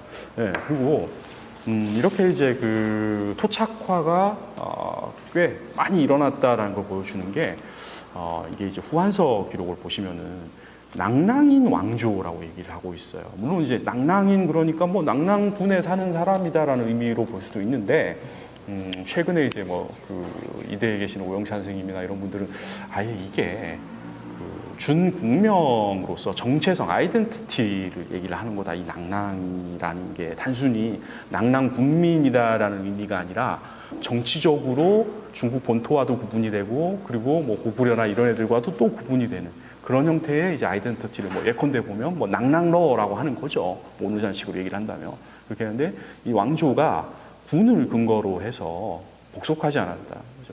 그러니까 낭랑태수 이제 중국에서 보내는 후한이 직접 보내는 낭랑군의 관리입니다. 이제 왕준을 보내서 얘를 때렸고 그러니까 이제 본토에서 드디어 파견된 태수가 오신다더라 하니까 군의 송료들이 왕조를 죽이고서 항복을 한 거예요. 근데 이게 기간이 꽤 길게 이어집니다. 토인 왕조라고 하고 있어요. 다른 기록에는 보면 왕경전을 보면은 토인 왕조. 자, 분명히 낭랑인이라고 했었는데 이 낭랑에 한마디로 토착인이다라고 하는 거죠. 물론 이제 두 가지 의미가 있죠. 하나는 한족인데 BC 108년에 건너가서 왕씨들이 건너갔고 거기에서 뿌리를 내려서 이미 108년보다 한 140년이 지났으니까 생물학적으로 5, 6대 내려온 거잖아요. 그러다 보니까 이미 그 지역에 정착을 해서 그걸 토인이라고 볼 수도 있는 거고, 또 한편으로는 고조선 사람들이 자, 중국 문화가 이식되다 보니까 고조선계로서 지배층에 있다. 일제시대에 이제 잘 생각을 해보십시오. 친일파라고 불리는 그 사람들 보시면은 지배층이었잖아요. 구지배층들의 적지 않은 숫자가 친일파로 이렇게 탈바꿈을 합니다. 실제로 이제 일제가 식민 통치를 관철을 하기 위해서 그 사람들을 우리가 말하는 이제 흔히 말하는 을사오적도로 대표가 되는 그 사람들 같은 경우 조선 최고위층 지배자들입니다. 그래서 그렇게 이제 지배 체제로 포섭을 하는 거죠. 뭐 장씨 개명도 시키고 뭐 이렇게 하는 것처럼 그렇게 중국식의 이제 인명으로 자신들의 이제 정체성을 탈바꿈하면서 그렇게 이제 한문화를 받아들인 조선계 인물이 아닌가. 예, 뭐 그렇게 추정을 하게 돼요. 특히 이제 토인이라고 썼기 때문에 중국인의 관점에서 봤을 때 쟤네와 우리는 다르다라고 인지를 하고 있는 거죠. 이미 이게 뭐 낭랑인이었던 아니면은 중국계이건 아니면 뭐 고조선인이었던 간에 우리가 봤을 때는 뭔가 다른 애다. 저기 뭐 나쁘게 얘기하면 그 동네 시골뜨기다. 근데 사실 그거를 넘어서는 그 동네의 정체성을 가진 애다. 이 사람이 낭랑태수였던 유헌을 죽이고 스스로 대장군 낭랑태수라고 얘기했고, 건부 6년에 광무제가 새로운 태수를 보내서 걔를 쳤다라고 이렇게 이제 기록들이 나옵니다. 그래서 아마 이제 그 토착화 과정을 거치면서 새로운 형태의 낭랑의 정체성이 만들어졌던 것을 볼 수가 있습니다. 그래서 결국은 이제 낭랑군이 또 이러한 이제 성격 변화를 하는데 구체적으로 어떻게 나는가 다시 한 번 더 정리를 해드리면요. BC 108년에 세워지고 세 군이 BC 107년에 현도가 추가가 됐고, 그런데 BC 82년도에 진번과 임둔이 폐지가 되고요. BC 75년에 그 현도군도 구려 서북 지역으로 물러가게 됩니다. 그러면서 이 낭랑군은 대낭랑군 체제로 이제 전환이 되게 되죠. 원래 만들어질 때는 평안도 일대만 관장을 했었지만 불과 한 20여 년이 흐르면서 한반도 동해안 지역 그리고 황해도 지역까지 거의 뭐 북한 오늘날 치면 북한 지역의 한 70% 이상을 낭랑군에서 이제 그 관리를 하게 된다라는 거죠. 자, 그런데 이게 이제 쭉 그렇게 가는 건 아닙니다. 그러다가 조금 지나면서 왕조의 반란도 일어나고 뭐 조금은 아니죠. 한 150 년이 지났으니까. 그리고 토착 세력들이 뭔가 성장하는 느낌도 있으면서 영동 칠연도 폐지를 해버려요. 영동 칠연이 폐지가 됐다라는 얘기는 그 지역의 토착 세력이 성장을 했다라는 얘기예요. 실제로 옥저라든지 동해라든지 그러한 이제 우리 그 삼국지 위서 동의전에 나오는 그런 세력들이 영동 칠연을 기반으로 해서 성장을 한 세력이에요. 그리고 그 옥저와 동해의 수장들을 현후, 그러니까 현후라고 하는 거는 이제 일종의 이제 자귀명이면서도 한편으로는 관직과 결부가 된 것인데, 그거 이제 명예적 호칭이죠. 그거를 옥저와 동해의 지배자들에게 등급에 따라서 현우 주기도 하고, 또는 읍군을 주기도 하고, 또는 읍장을 주기도 하고, 이런 식으로 사열을 해나가다 거예요. 근데 실질적으로는 거의 뭐 이제 반독립적으로 이제 뿌려 나갔다라는 것이죠. 그리고 후한 말기의 그 혼란기. 삼국지 연의라고 하는 아주 이제 유명한 역사 소설로까지도 기록이 될 정도로 큰 혼란기였죠. 그걸 겪으면서 결국은 본토가 그렇게 혼란했다라는 얘기는 사실 이제 변방이었던 낭랑 같은 경우는 뭐 거의 지켜줄 사람이 없다라는 얘기입니다. 그래서 자체적으로 해결을 해야 되고 자체적으로 꾸려 나가야 되는 그런 상황인 거죠. 결국은 지금 뭐 최근에 지금 우크라이나 전 보시면 아시겠지만은 러시아 군대가 침공을 하니까 우크라이나 사람들이 거기에 맞서 싸우는 사람들도 있고, 또는 포로로 잡혀가는 사람들도 있고, 또는 뭐 죽는 사람들도 있을 겁니다. 그렇지만 적지 않은 숫자가 도망을 가게 되죠. 우리 6.25 때도 마찬가지잖아요. 북에서 이제 인민군이 내려왔을 때 짐을 꾸려서 이제 피난들을 가시고 그러시잖아요. 뭐 그때 6.25는 빨리 끝났으니까 다시 또 이제 복귀를 하시고 하신 것이지만, 전쟁이 계속 오래되면 결국은 도망갔다가 그 지역의 환경이나 뭐 생산 조건이나 뭐 이런 것들이 기후 조건이나 좋으면 거기 정착을 하게 되는 거죠. 북한 지역보다는 상대적으로 남쪽에 있는 이제 김포평야라든지 더 내려오면은 뭐 소백산맥 넘어가면 뭐 영남 지역이라든지 더 내려오면은 호남 지역이라든지 농업에 훨씬 더 특화된 지역들입니다. 훨씬 더 인구 부양력도 강한 지역이고요. 굳이 거기까지 내려온 사람들이 다시금 추운 지역으로 생산력이 떨어지는 지역으로 올라갈 이유가 없어요. 네. 그러면서 이런 이제 혼란기를 거치면서 낙랑 주민들이 많이 이제 감소를 하게 돼요. 또 거기서 선진 기술을 가진 사람들이 남쪽으로 내려오니까 남쪽에 있던 사람들은 그 기술을 흡수를 해서 세력을 불려나가기 시작을 하는 거죠. 네. 그래서 여기 이제 초기 낙랑군, 대낙랑군치도 다시 한번 보여드리고요. 네. 그러다가 이게 이제 후한에 이제 군웅들이 어느 정도 이제 몇 개 이제 그룹핑이 되기 시작을 하죠. 큰 세력들이 원래는 초기에는 하북 지역을 보면 공손찬도 있었다가 원소도 있었다가 또 조조도 있고 막 이렇게 했다가 조조 덩어리로 묶여지고, 그리고 하남 지역도 보면은 강남 지역도 보면 송건으로 이렇게 대충 통합이 되고, 익주 지역은 이제 유비로 이렇게 가는데, 그 당시에 이제 공손씨 세력이 요동 지역을 장악을 하게 돼요. 근데 사실 이제 다른 군현, 다른 이제 군벌들 또는 이제 다른 군웅 세력들의 입장에서 보면 강남 지역이었건 익주 이제 사천 지역이었건 아니면 이제 화북 지역이었던 간에 중국 본토를 갖고서 얘기를 하고 있잖아요. 그 사람들은 어쨌든 이제 중원 지역을 대상으로 해서 쟁패를 하는데, 이 공손씨, 이제 공손도 또는 공손탁이라고 합니다. 이 공손씨 세력 같은 경우는 변방을 자기 이제 자산으로 갖고 있었던 사람이라는 거죠. 그러다 보니까 요동반도라고 하는 요동군이 있었던 그 요동반도 지역은 중국에서 굳이 얘기를 하자면 B급 지역이에요. 거기도 이제 변방에 속하는 지역입니다. 그런데 그 B급 지역의 터전을 갖고 있던 내가 또 추가로 갖고 있던 지역은 낙랑군 일대예요. 여기는 C급 지역이에요. 그러다 보니까 내가 B급 지역을 갖고 있고 또 이제 거느리고 있는 것은 C급 지역이다. 다른 세력들은 다 A급 지역에 있는데, 그럼 내가 어떻게 발전을 도모해야 될 것인가? A급 지역을 뺏어오든지 아니면은 B급 지역과 C급 지역을 열심히 잘 활용을 해서 뭔가 개발을 해서 반전을 이루어내는 게 맞다라는 거죠. 근데 사실 이 공손씨 세력이 A급 지역을 노리려면 조조 세력을 뚫고 내려가야 돼. 그건 불가능하다. 그래서 우리가 갖고 있는 거, B급 지역과 C급 지역을 어떻게 좀 개발을 해서 잘 한번 살려보자. 그래서 B급 지역인 요동군은 3개로 나눕니다. 중요군, 이제 요서군, 요동군 이런 식으로. 요동군 하나를 가지고서. 그리고 낙랑군 C급 지역, 이거는 정말 이제 사실 골치 아픈 지역인 거죠. 중국 세력 입장에서 봤을 때는 반란도 여러 차례 일어났다가 말도 안 통하는 것 같고 뭔가 이제 다른 사람들이 있는 것 같기도 하고, 그럼에도 불구하고 이렇게가 이제 경제적 관점에서 이렇게 봤을 때 돈이 되는 지역이 보인다. 오늘날 북한에서도 가장 곡창 지역이 황해도 지역입니다. 오늘날 현대사회에서도요. 그래서 북한이 만약에 황해도 지역 이르면요, 진짜 굶어 죽어서 못 살아요. 근데 낙랑 지역이라고 이제 B급 지역이라고 이렇게 놨는데 보니까 그 중에서 남쪽 지역에 있는 황해도 지역, 옛날 남부도의가 있었던 지역에는 뭔가 돈이 되는 것 같다. 농사가 잘 되고 그러다 보니까 요 지역을 한번 특화시켜 보자. 라고 해서 그때 설치가 되는 게 바로 이 대방군. 나눠가지고.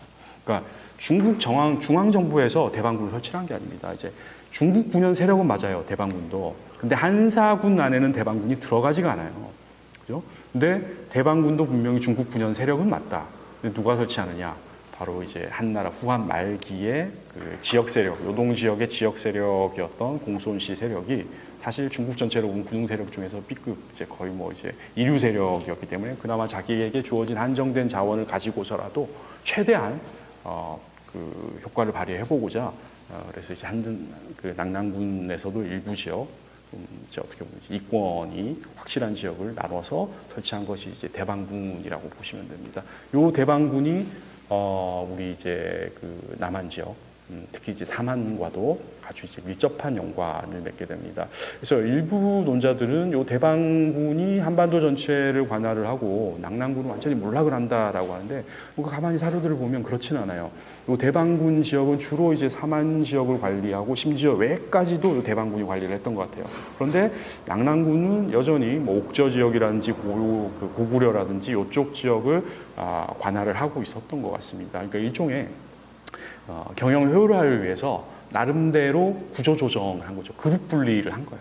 그래서 그룹 분리를 해가지고 자동차 그룹은 너가 하고 또 이쪽에 이제 건설 그룹은 너가 하라 이런 식으로 분리를 해주는 것처럼 이렇게 경영 합리화를 이제 시도를 한 것 같아요. 그래서 보시면 여기가 이제 대방군이라고 하죠. 원래 이제 우리 대낙랑군 체제에서는 가장 이제 넓은 대낙랑군 체제는 요 전체가 낙랑군 영역이었습니다. 근데 이제 고구려가 점차 잠식을 하고 또 옥저동해가 성장을 하고 그나마 유지를 하던 부분 중 안에서도 있는 거라도 잘 한번 꾸려보자 해서 가장 이제 그 곡창지대이자 농업에 적합한 시대 그리고 성장해오던 사만 세력을 직접 컨트롤하기 가까운 지역이죠. 그래서 이쪽에 또 다른 새로운 제2의 지점을 내는 게 바로 이제 대방군입니다. 실제로 대방군은 한 100년 정도 그 수명이 유지가 됩니다. 예, 그런데 사실 이제 고구려가 삼국사기를 따르면 BC 37년죠. 그리고 이제 주로 이제 후한과의 충돌을 보면은 이제 그 태조왕 또는 그 이전에 뭐 민중왕 뭐 이렇게 시기에 계속해서 후한하고 이렇게 충돌하는 그런 기록들이 나옵니다. 근데 결국은 고구려가 압록강 유역에서 지속적으로 남하를 하는 그런 추세를 가졌던 것 같아요. 그러다 보니까 대동강 이북 지역, 뭐 초반에는 뭐 청천강 이북 지역, 또 청천강 방어선이 물리면 대동강 방어선 이런 식으로 점차 이제 이뤄갔던 것 같아요. 그래서 대무신왕 집권기에 낙랑을 멸망시켰다라고 하는 그 기록은 본래 대낙랑군 체제 BC 82년 이후에 성립이 되었던 그 대낙랑군 체제에서 낙랑군의 통제에 있었던 대동강 이남, 압록강 이남, 대동강 이북 지역에 낙랑에 복속된 세력을 고구려가 자신의 휘하로 복속을 시킨 그 역사적 사실을 얘기를 하는 것 같아요.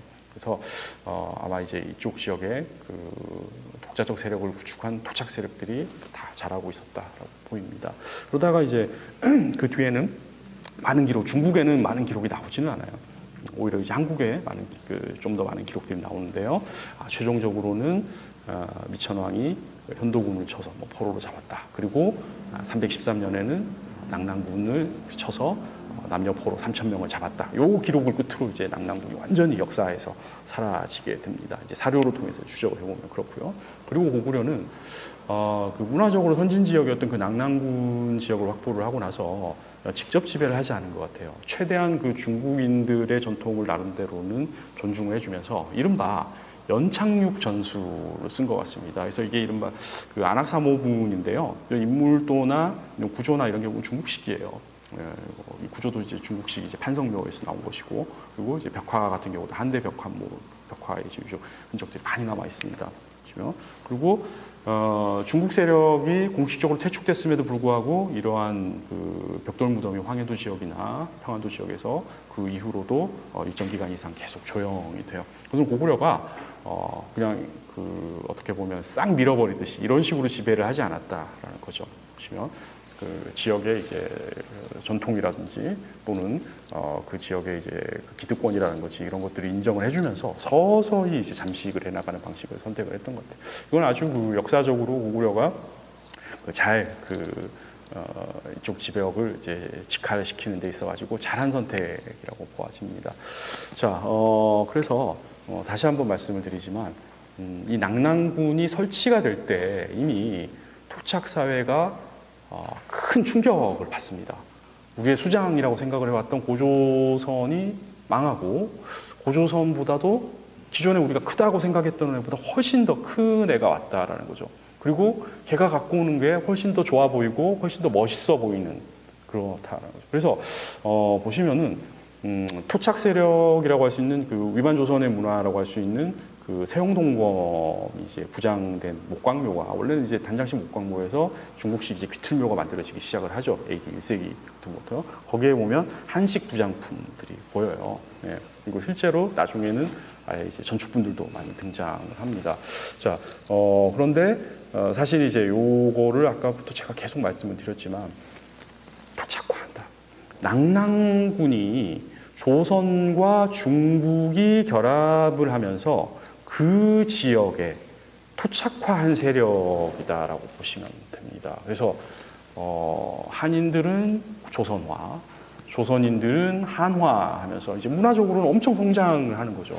그렇지만은 결국은 공식적으로는 중국 중앙정부에 얽매여 있는 상황. 그런데 중앙정부의 상황도 여의치가 않은 상황이고, 그리고 주변에는 또 아직까지는 어떤 패권 국가가 한반도에서 나타나진 않죠. 그럼에도 불구하고 뭐 한세력이라든지 고구려 세력이라든지 이런 세력들이 성장을 하면서 군연 세력을 이제 위협을 하는 거죠.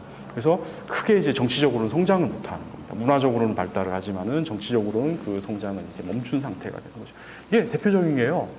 홍콩이 딱 이런 상황이에요. 100% 오른 건 아니지만 홍콩을 딱 보시기 바랍니다. 홍콩 인구가요 800만이 넘어요.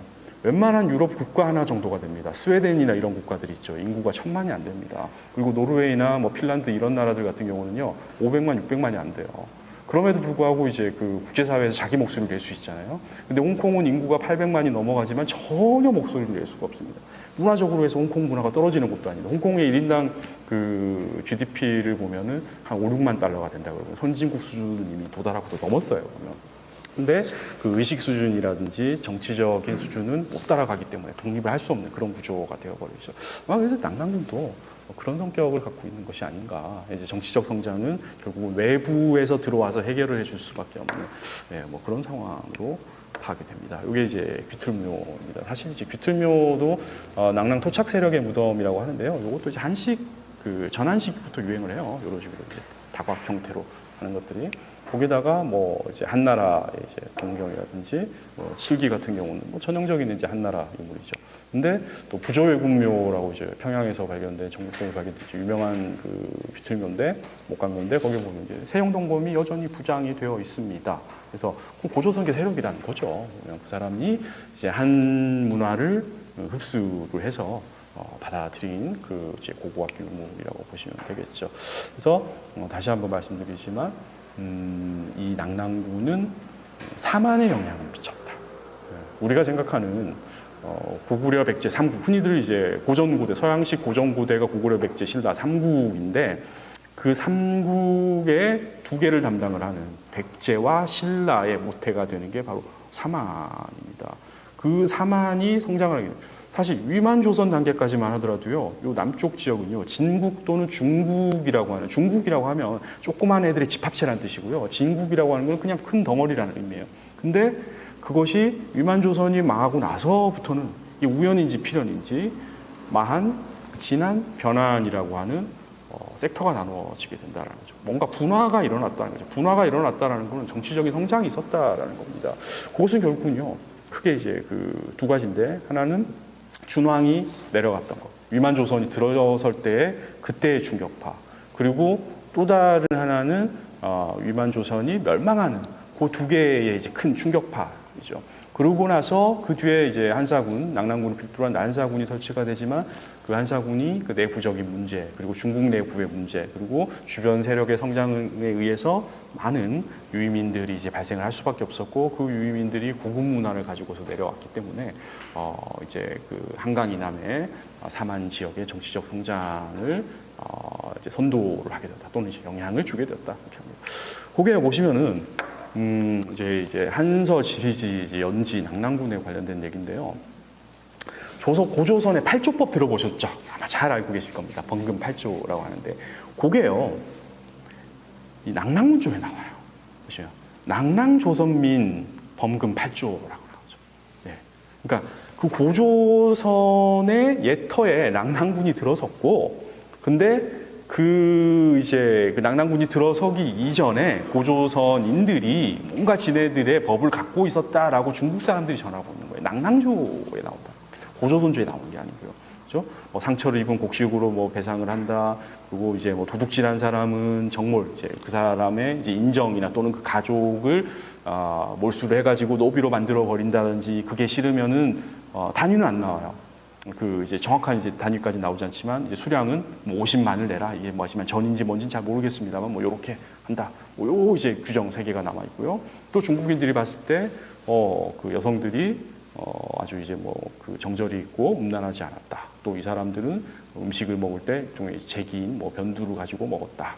뭐 이런 얘기들을 하면서 점차 이제 그 군이 설치가 되면서 이제 상인들이 낙랑 지역에 들어오니까, 고조선 지역에 들어오니까 도둑들이 늘어나게 돼서 지금은 좀 혼란해졌고 직도 뭐 60여 조로 늘어났다. 이 얘기를 하는 거죠. 사회 불화가 일어났다라는 얘기입니다. 결국은 돈이 돌고 또 그 돈을 통해서 자본이 잉여 자본이 나오고 또 그래서 더욱더 계급 분화가 활성화된다. 그 현장을 이렇게 얘기를 하고 있다는 거죠. 그러니까 우리가 아주 뭐 고조선의 중요한 사회 법속이다라고 생각했던 그 범금 8조도 결국은 이 낭낭 사료를 가지고서 우리가 얘기를 하고 있다는 겁니다. 그리고 보시면은 이거는 이제 그 신라 봉기 혁거세 거서관조예요. 보시면은 혁거세가 등장을 하기도 이전에 이미 조선 유민이 있죠. 이 조선 유민들이 경주 산골짜기 흩어져 사는 거예요. 육촌이라고 얘기하는 흔히들 이제 사료 육촌이라고 얘기를 하죠. 물론 이것이 100% 팩트는 아닙니다. 그걸 추정을 해야 돼요, 우리가. 그렇게 얘기를 하는데 어쨌든 간에 그 당시 사람들이 인식을 하기에는 이 고조선의 유민들이 결국 신한 육부, 신라 육부의 모태까지 되었다. 그러니까 적지 않은 조선 유민들, 뒤에는 이제 낭랑계 세력들이겠죠. 이런 사람들이 소백산맥을 넘는다는 게 정말 쉬운 게 아니거든요. 그거를 넘어서까지 그쪽 지역의 어떠한 이제 핵심 세력으로 정착을 했다라는 거죠. 그걸 단적으로 이제 그 역사상을 보여주는 겁니다. 이거는요, 삼국사기 이제 신라봉기라든지 요 뒤에는 백제봉기에 나오는 이제 낭랑 관련되는 기록인데요. 보시면은 이제 뭐 100% 이걸 다 믿을 수는 없습니다. 그렇지만은 적지 않는 어떤 이제 그 교류 관계 또는 힘의 수수 관계 또는 어떠한 이제 기량 관계를 맺고 있었다는 걸 보여주는 거죠. 낭랑인이 뭐 내려왔다, 낭랑병이 왔다, 금성을 포위했다는 얘기까지 나오고 있죠. 그리고 뭐 또 낭랑이 북변을 침공을 했다. 여기 또 구체적입니다. 고구려왕 무휴, 태무신왕입니다. 태무신왕이 낭랑군 어떤 낭랑을 멸망하니까 그 나라 사람 5,000명이 투항을 하니까 우리가 육부에 분산시켰다. 물론 이거를 있는 그대로 믿을 수는 없어요. 근데 어떠한 낭랑 지역의 혼란한 틈을 타서 적지 않은 유의민들이 내려왔고 그거를 진한 세력들이 받아들였다. 뭐 그런 이제 의미가 되겠죠. 낭랑 대방 양구 귀복이라 나오죠.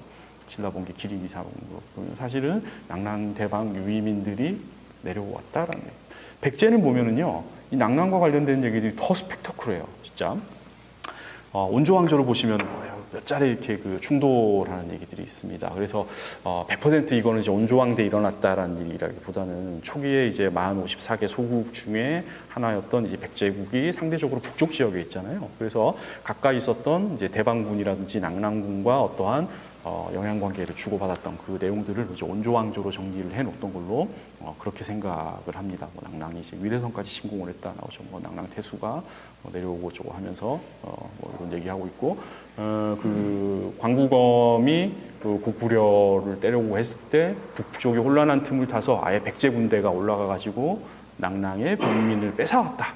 이거는요 그냥 사실 그 어떻게 보면 속칭 이제 뇌피셜로 되는 내용이 아니에요. 이런 거는 사실 보면 아주 이제 역사적인 어떤 이제 근거를 갖고서 이런 사료들이 남았다는 거죠. 물론 이때 일어났다는 얘기는 아닙니다. 자 보시면 이제 대방 얘기를 하고 있어요. 고구려가 대방을 때렸는데 대방이 우리한테 도움을 요청했다. 자 그러니까 백제의 이제 책계왕입니다. 대방왕의 왕녀와 왕녀 보가 이름인데요. 이 사람이 왕비였다. 백제 왕비였어요. 물론 이게 중국의 대방군이었는지 또는 대방군으로 편성이 된 그 지역 세력인지는 알 수가 없습니다. 여튼 간에 소위 대방의 영역으로 들어갈 수 있는 그 세력과 백제가 혼인 관계를 맺고 있었다는 거죠. 대방은 우리의 장인어른 국가다. 내가 당연히 구해야지라고 나갑니다. 자, 그리고 보시면은 이 뭐 분서왕 같은 경우는요, 낭랑을 지속적으로 공격을 하죠. 그래서 소위 말한 열받은 이제 낭랑 태수가 자객을 보내서 분서왕 죽여버려요. 네. 생각 이상으로 밀접한 관계를 오히려 이제 중국사를 나오지 않는 자료들입니다. 그런데 그 당시에 이제 우리의 입장에서 남긴 요 사료들에는 이것이 바로 이 시기에 이왕대에 꼭 이렇게 일어났느냐라고 한다면 확답을 할 수 없지만 적어도 이렇게 구체적인 정황들이 드러났다라는 얘기는 이것이 중국인들이 인지한 중국사의 일부분이기도 하지만 사실 우리 한국사에 아주 중요한 작용을 했던 정치체다. 뭐 국가라고 얘기하기 힘든다면 정치체인 것은 분명하다. 그것에 대해서 우리가 분명히 고대사 안 그래도 사료가 적은데 그거에 대해서 우리가 좀 낭랑에 대해서는 편견을 좀 내려놓고 이런 것들까지도 역사를 복원을 하고 또 그런 것을 이제 뭐 길게 보면 역사 교과서까지도 게재를 해야 되는 것이 아닌가. 저는 개인적으로 그렇게 생각을 합니다. 물론 그 전제는 조금 더 객관적인 자세로 우리 이제 한사군 낭랑에 대한 역사 연구를 활발히 해 나가야 된다. 라는 걸 전제로 깔고 있습니다. 네, 자, 그러면 오늘은 이제 여기까지 하겠습니다. 늦은 시간까지 고생 많으셨습니다. 감사합니다.